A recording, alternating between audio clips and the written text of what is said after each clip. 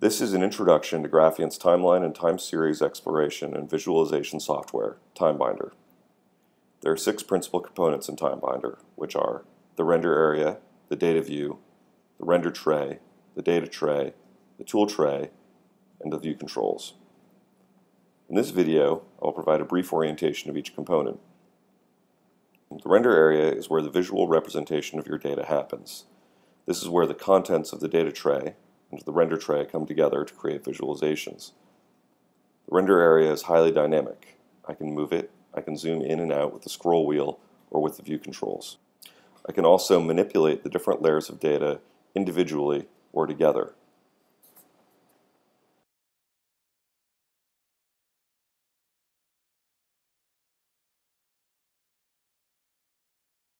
The horizontal axis represents time. Note the timeline scale here, which shows dates and times. Below it, you'll find the macro timeline, which shows a greater scope of time. The macro timeline includes this selection box, which controls what is displayed in the render area.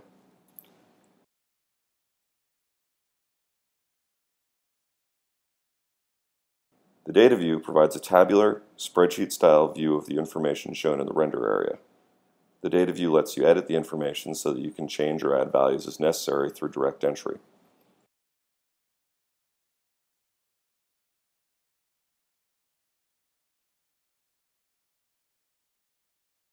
Each row represents a point in time. Each column represents data about that point in time.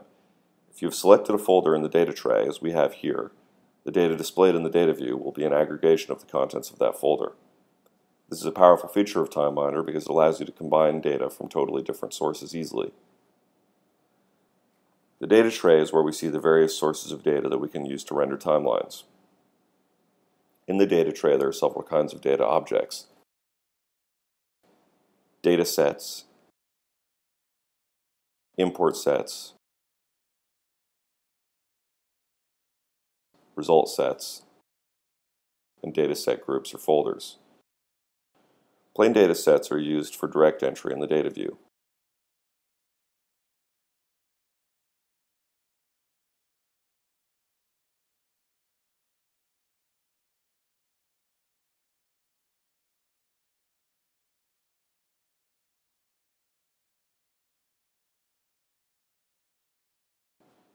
Import sets are the results of a data import from an outside source, like a comma-separated file or a database or website.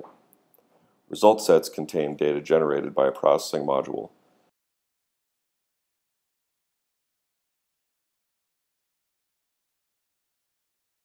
And dataset groups allow the other objects to be grouped and aggregated. The render tray contains the attributes we've applied to the data in the data tray.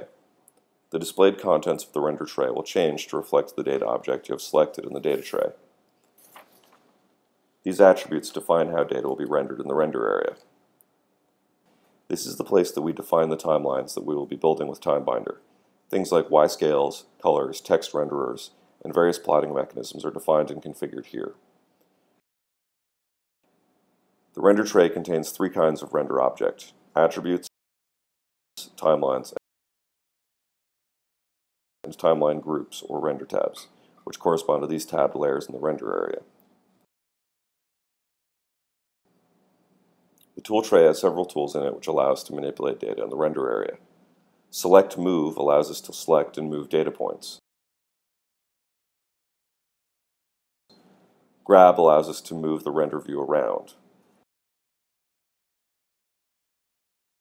Add point and delete point allow us to add new data points or delete them.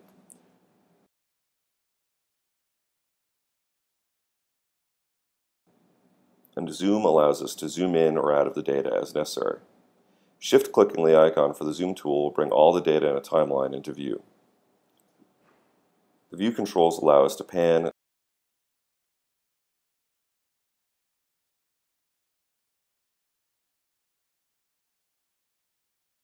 zoom,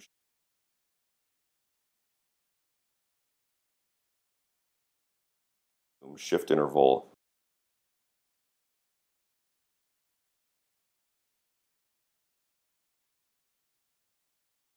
and change the opacity of layers in the render area.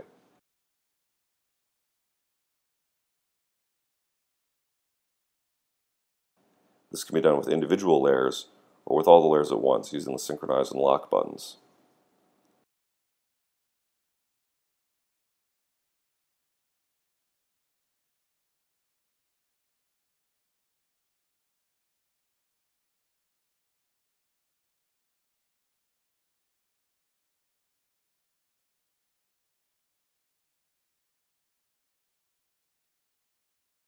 In a nutshell, TimeBinder is data plus attributes equals rendered timeline visualizations.